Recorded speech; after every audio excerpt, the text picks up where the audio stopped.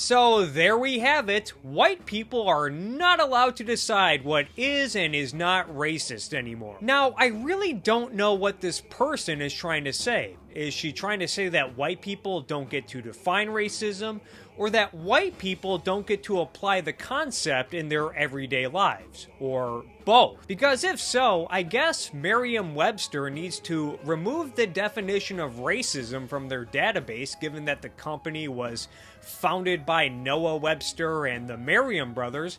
You know, a group of white people. Although I do somewhat disagree with their definition. Let's take a look. A belief that race is the primary determinant of human traits and capacities, and that racial differences produce an inherent superiority of a particular race. Now, I would define racism as the belief that race is of any significance or plays any role in how individuals will act and behave, or the belief that race is of any value. But then again, what do I know? I'm just a privileged white man. Nevertheless, concepts are essential for human flourishing. Concepts allow us to integrate knowledge so that we can identify things in reality and apply knowledge to our everyday lives. Forming a concept like racism allows us to identify when someone is being a racist moron, like this numbnuts for instance,